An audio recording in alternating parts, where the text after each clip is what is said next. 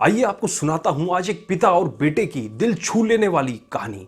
जब मैं घर से गुस्से में बड़बड़ाते हुए निकल आया था और बस स्टैंड की तरफ आगे बढ़ने लगा, मैं मन ही मन बड़बड़ा रहा था, पता नहीं कितने पैसे छुपा के रखे हैं, लेकिन मेरे लिए एक बाइक नहीं ले सकते। अब मैं यहां से चला जाऊंगा और तब तक वापस नहीं आऊंगा जब तक मैं खुद के पैसों से बाइक नहीं खरीद लेता। इतना सोच ही रहा था, तभी मेरे पैरों में कुछ चुभने का एहसास हुआ। नीचे देखा तो समझ आया कि जल्दबाजी में पापा के जूते पहन आया हूं। उन जूतों में कील उभरी हुई थी जो मेरे पैर में बार बार घाव किए जा रही थी, लेकिन उस समय गुस्सा अधिक था तो मैं बड़बड़ाते हुए आगे बढ़ गया। एकाएक मुझे याद आया कि मैं पापा का पर्स भी साथ ले आया हूं। मेरी खुराफाती दिमाग में एक ख्याल आया, क्यों ना आज पापा का पर्स चेक किया जाए, जिसे आज तक उन्होंने किसी को हाथ तक नहीं लगाने दिया। पता नहीं कौन सा खजाना छुपा है इस पर्स में जो किसी को हाथ नहीं लगने देते थे। जब मैंने पापा का वह पुराना पर्स खोला, देखा तो उसमें पैसे तो नहीं मिले, लेकिन पैसों की जगह एक डायरी रखी हुई थी। तब मैंने सोचा, ओह, तो यहाँ खजाना छुपा रखा है। मैं समझ रहा था कि यहाँ पापा ने लिखा होगा कि किससे कितने पैसे लेने हैं और किसको कितने पैसे दिए हैं, लेकिन मैं गलत था। जब मैंने उस छोटी सी डायरी का पहला पेज खोलकर देखा तो वहां पे जो लिखा था वह थोड़ा सीरियस कर देने वाला था। डायरी में जो लिखा था उसे पढ़ने के बाद मेरे चेहरे पर जो एक्सप्रेशन थे वो गायब हो गए थे, क्योंकि डायरी में वैसा कुछ नहीं लिखा था जैसा मैं सोच रहा था। वहां पर उन पैसों का हिसाब लिखा हुआ था जो अलग अलग कामों के लिए अलग अलग लोगों से उधार लिए गए थे। उस लिस्ट में कंप्यूटर के नाम पर भी पैसे लिए गए थे। कुछ यूं लिखा था, 50,000 बेटे के कंप्यूटर के लिए। यह वही कंप्यूटर था जिसे मैं आज तक यूज कर रहा हूं, लेकिन मुझे यह पता नहीं था उस कंप्यूटर को खरीदने के लिए पैसे कहां से आए थे, लेकिन आज पता चल रहा था।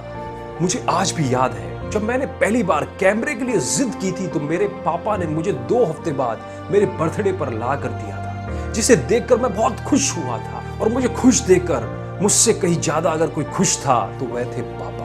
और मेरे चेहरे से गुस्सा एकदम गायब हो गया था। जब मैंने आगे के पन्ना पलटा तो वहां पर कुछ विशेष इच्छाएं लिखी हुई थी। पहली जो विश थी उसमें जो लिखा हुआ था, अच्छे जूते पहनना। यह बात मेरी कुछ समझ नहीं आई। तभी मेरे पांव अचानक सड़क पर भरे हुए पानी पर जा पड़े और तभी मेरे पांव में कुछ गीलापन होने सा एहसास हुआ। जब मैंने जूता उतार कर देखा तो उसका तला टूटा हुआ था। यह देखकर मुझे डायरी में लिखी हुई बात याद आ गई। तभी मुझे माँ पापा की कई बातें याद आ रही थी कि कैसे माँ जब कहा करती थी पापा से, अब तो जूते पुराने हो गए हैं, नए ले लीजिए, तो पापा अक्सर ये कहकर टाल दिया करते थे कि जूते अभी और चलेंगे। अभी कुछ दिन पहले ही तो लिए थे। मुझे आज समझ आ रहा था कि कितने दिन और चलेंगे। साथ ही साथ यह भी समझ आ रहा था कि पापा पर्स को क्यों छुपाए रखते थे। तभी उस डायरी को पढ़ते हुए बस स्टैंड पर बड़ी बेंच पर आकर बैठ गया। अब उस डायरी का आखिरी पन्ना बचा हुआ था। उस पन्ने को जब मैंने पलट कर देखा तो वहां कल की डेट लिखी हुई थी। तारीख के नीचे लिखा हुआ था 50,000 रुपए बाइक के लिए। बस इतना पढ़ा और दिमाग सनसा हो गया। अब मेरे मन में कोई गिला शिकवा नहीं बचा था, बस मेरी आंखों से आंसू चल रहे थे। मुझे आज तक नहीं पता कि मैं रोए क्यों जा रहा था। अब मैं जल्दी से घर की तरफ भागा, लेकिन जूतों की वह कील पांव में अब तक घाव बनाने में कामयाब हो चुकी थी। मैंने जूतों को रास्ते में ही निकाल कर फेंक दिया और भागते लड़खड़ाते हुए घर जा पहुंचा, लेकिन पापा घर पे नहीं थे। मैं समझ गया वह कहां गए थे। मैं सीधा पास वाले बाइक की एजेंसी की तरफ भागा। पता नहीं आज कहां से इतनी ताकत आ गई थी कि मैं भागते हुए थक नहीं रहा था, और वह भी बिना जूते के नंगे पैर। जैसे तैसे मैं बाइक एजेंसी पर पहुंचा। पापा वहीं थे।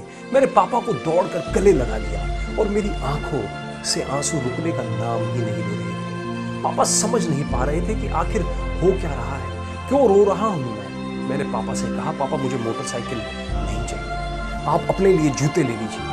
अब आज से जो भी करूंगा अपनी मेहनत से अपने बलबूते पर पढ़कर करूंगा। दोस्तों, सदैव अपनी माताजी पिताजी का आदर करें, और यदि वो भी आपको किसी चीज के लिए मना कर रहे हैं तो उनकी मजबूरी को एक बार गहराई से समझने की कोशिश जरूर करें। फूल कभी 2 बार नहीं खिलते, जन्म कभी 2 बार नहीं मिलते।